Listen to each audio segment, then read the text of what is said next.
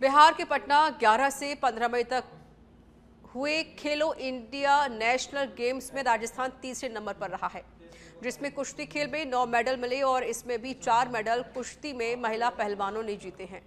राजस्थान कुश्ती संघ के अध्यक्ष राजीव दत्ता ने कहा कि पिछले साल राजस्थान को 4 मेडल मिले थे, इस बार 2 गुने से ज़्यादा मेडल मिले हैं और मैं विश्वास दिलाता हूं कि आगे जो भी कोई प्रतियोगिता होगी हमारे खिलाड़ी इससे भी ज़्यादा मेडल जीत कर लाएंगे।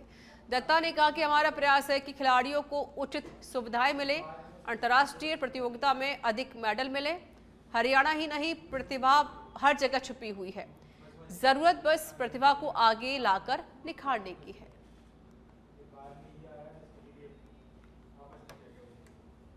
साथियों, हाल ही में आयोजित खेलो इंडिया प्रतियोगिता जो बिहार में पटना में आयोजित की गई थी 11 से 15 मई में, इसमें राजस्थान के प्रतियोगिता अभ्यर्थी जिन्होंने भाग लिया, उसमें कुश्ती में हमें 9 मेडल मिले।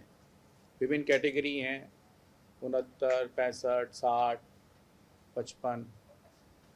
सबसे बड़ी बात यह है कि 9 मेडल में से 4 मेडल हमारी महिला पहलवानों ने हासिल की और ये राजस्थान की हिस्ट्री में पहली बार हुआ है कि खेलो इंडिया में राजस्थान को 9 मेडल कुश्ती में मिले।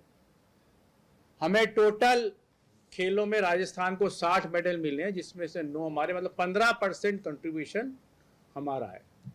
मैं यही बताना चाहूँगा कि पिछले साल जो खेलो इंडिया प्रतियोगिता हुई थी उसमें हमें 4 मेडल आए थे। मैंने अभी हाल ही में आयोजित जूनियर कुश्ती प्रतियोगिता जो नेशनल्स की कोटा में हुई थी, उसमें मैंने, हमारे स्पोर्ट्स मिनिस्टर सेंट्रल के आए थे और माननीय राज्यवर्धन जी भी थे, उनको ये विश्वास दिलाया था कि अब जहां भी राष्ट्रीय स्तर पे प्रतियोगिता हासिल होगी या कराई जाएगी, हर वर्ग में राजस्थान की तरफ से, राजस्थान के कुश्ती के पहलवानों की तरफ से मेडल की संख्या 2 गुनी होगी, जो कि अपन ने भी हाल ही में देखा है। पहले भी कई बार जिक्र किया है कि भारतवर्ष में कुश्ती के नाम से हरियाणा ही आया जाता है, वहीं के महिला, वहीं के पुरुष पहलवानों का नाम, पर ऐसा नहीं है।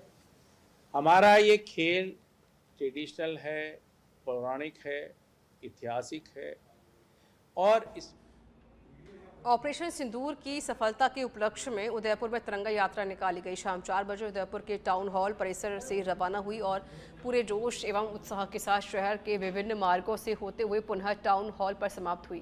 तिरंगा यात्रा को पंजाब के राज्यपाल माननीय गुलाब चंद कटारिया ने हरी झंडी दिखाकर रवाना किया। इस अवसर पर बड़ी संख्या में गणमान्य जनप्रतिनिधियों एवं नागरिकों की उपस्थिति रही।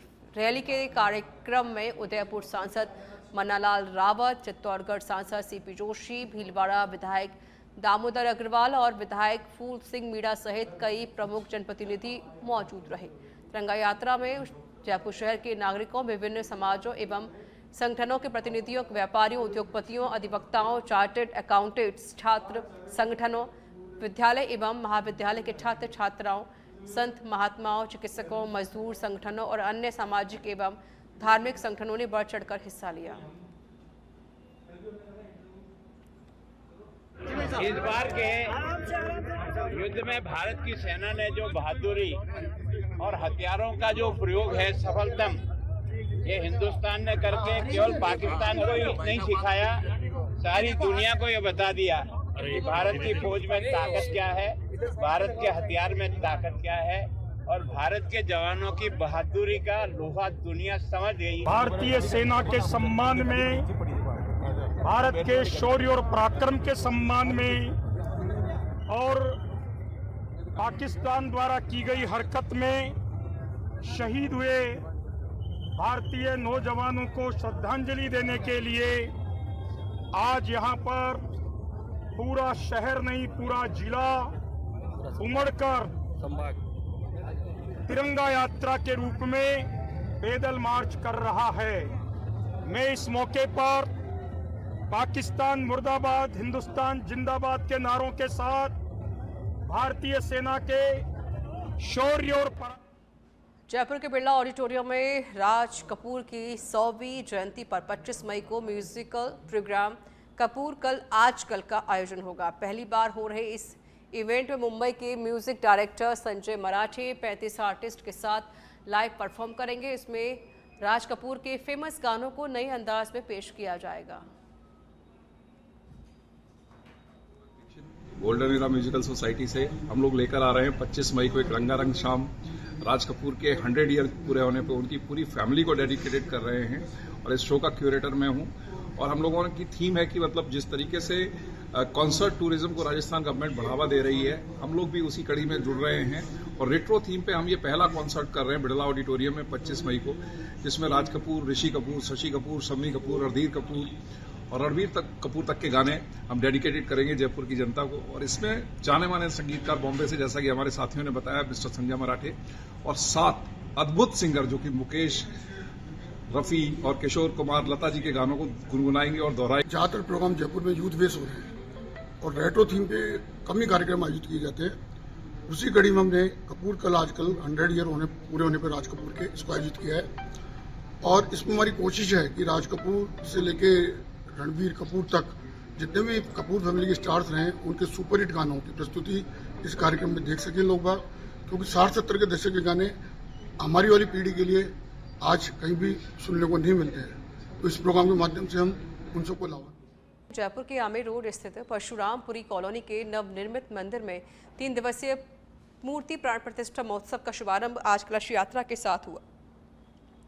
नवनिर्मित मंदिर से हाथी, घोड़े और लवाजमे के साथ निकली कलश यात्रा में 4.5 फीट ऊंचाई के श्रीराम दरबार, मंगलेश्वर महादेव और मां दुर्गा की मूर्तियों को सजाकर जयकारों के साथ नगर भ्रमण कराया गया। कलश यात्रा में बड़ी संख्या में महिलाओं ने मंगल कलश धारण किया। कई विदेशी पर्यटक भी कलश यात्रा में महिलाओं को एक जैसे परिधान में देखकर काफी खुश नजर आए। डीजे की धुन पर महिलाओं के साथ रखने से खुद को नहीं रोक पाई। जगह जगह पुष्प वर्षा करके शोभा यात्रा का स्वागत किया गया। कलश यात्रा के बाद मंदिर में 24 घंटे की अखंड रामायण शुरू हुई। 18 मई को मंदिर में मूर्तियों की विधि विधान से प्राण प्रतिष्ठा होगी। जयपुर सांसद मंजू देवी, हवा महल विधायक स्वामी पाल मुकुंदाचार्य, भाजपा प्रदेश उपाध्यक्ष मुकेश दाधीच, हेरिटेज निगम महापौर कुसुम यादव समेत कॉलोनी वासियों, स्थानीय नगर पार्षद सहित कॉलोनी वासियों की उपस्थिति में महाआरती के बाद विशाल भंडारे का आयोजन होगा।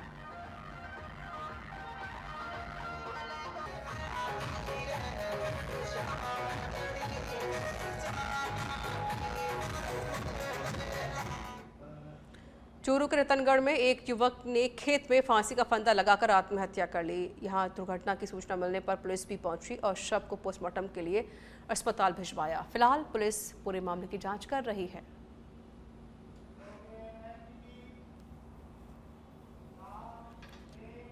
राजस्थान के चिकित्सा एवं स्वास्थ्य विभाग की PCPNDT टीम ने पड़ोसी राज्य पंजाब के अबोहर में एक फसल डिकॉय ऑपरेशन को अंजाम दिया है। यह कार्रवाई राष्ट्रीय स्वास्थ्य मिशन की MD डॉक्टर भारती दीक्षित के निर्देशन में हुई है, जहां टीम ने कार्रवाई में भ्रूण लिंग निर्धारण में शामिल एक सेवानिवृत्त नर्स को गिरफ्तार किया। साथ ही एक अल्ट्रासाउंड मशीन को सीज किया गया है, जिसके बाद अब PBI थाना पुलिस डॉक्टर की भूमिका की जांच कर रही है।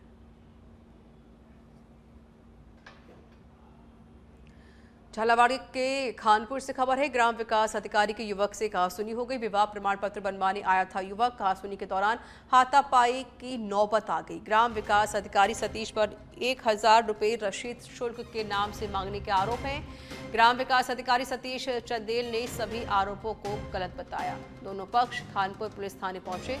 शिकायत लेकर घटनाक्रम का वीडियो सोशल मीडिया पर वायरल हो रहा है। हालांकि सच बेधड़क नहीं करता वायरल वीडियो की पुष्टि।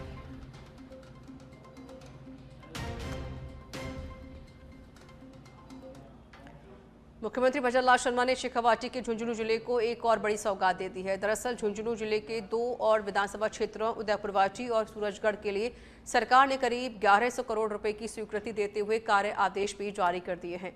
आदेश जारी होने के बाद पूर्व सांसद व भाजपा की प्रदेश महामंत्री संतोष अहलावत और पूर्व विधायक शुभकरण चौधरी ने मुख्यमंत्री भजनलाल शर्मा और पीएचईडी मंत्री कन्हैयालाल चौधरी का आभार जताया।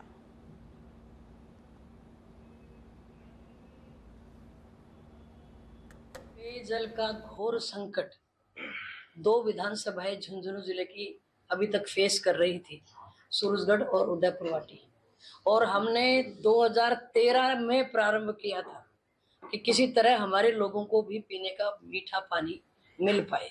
आज स्थिति ये है कि 1200 फुट 1300 फुट गहरा कुआं खोदने पर भी ड्राई निकल रहा है। आज का दिन उदयपुर वाटी और सूरजगढ़ विधानसभा के लिए बहुत ही महत्व का दिन है कि आज वर्षों की पुरानी मांग जो उदयपुर वाटी और सूरजगढ़ विधानसभा की जनता की थी, ये जल के लिए त्राही त्राही मची हुई थी। राजस्थान की सरकार और सरकार के यशस्वी मुख्यमंत्री श्रद्धेय भजनलाल जी शर्मा और राजस्थान सरकार के पीएचडी मिनिस्टर आदरणीय कन्हैयालाल जी चौधरी के द्वारा पेयजल की समस्या का समाधान करते हुए 11,000 करोड़ रुपए का एक कार्यादेश जारी किया गया है और मात्र 2 साल का समय तय किया गया है कि मात्र 2 साल के अंदर कुंभा लिफ्ट का पानी जो सपना वर्षों से हम लोग ले रहे थे उसको साकार रूप से धरातल पर उतार के घर घर में पीने के पानी को पहुंचाएंगे। ऐसा संकल्प हमने पहले भी लिया था। प्रदेश के deputy CM doctor Premchand Bairwa 1 दिवसीय दौरे पर लक्ष्मणगढ़ उपखंड क्षेत्र के गाड़ौदा गांव पहुंचे, जहां गांव के शिवमठ धाम में गुलाबजत्ती महाराज की 7वीं बरसी पर आयोजित कार्यक्रम में शिरकत की, साधु संतों से आशीर्वाद प्राप्त किया। इस मौके पर कार्यक्रम को संबोधित करते हुए प्रेमचंद बैरवा ने कहा कि साधु संतों की आध्यात्मिक वाणी और आध्यात्मिक प्रवचन के साथ हम सब मिलकर एक हिंदू राष्ट्र के निर्माण की अहम भूमिका निभाएंगे। आपको गौरवान्वित महसूस कर रहा हूं कि मैं इस मठ में, इस आस्था जहां पे ऐसा धाम, इस गाड़ौदा में ऐसे संतों ने यहाँ जन्म लिया और उन संतों की आध्यात्मिक वाणी और इतने संत आए, निश्चित रूप से यहाँ पर इनकी आध्यात्मिक वाणी, आध्यात्मिक प्रवचन जो हमारे इस क्षेत्र के रहने वाले लोगों के अपनी आत्मा में अनेक विचार आते हैं और उन विचारों को एक आध्यात्मिक ज्ञान में परिवर्तन करना, और जिस तरह से कम ही उम्र में हमारे महावीर जती जी महाराज जी ऐसे जीवन में ऐसा परिवर्तन आया कि ये सन्यासी बनकर आज जिस तरह से सामाजिक सरोकार, जिस तरह से गोरक्षा और मानव सेवा में लगे हैं, निश्चित रूप से आपका आशीर्वाद, आपके प्रवचन हमारी इस समाज को सामाजिक समरसता में